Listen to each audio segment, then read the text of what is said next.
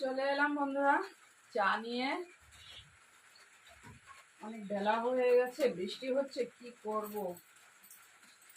তো ভাবলাম একটু আজকে হয়ে যাক চা আদা দিয়ে লিকার চা।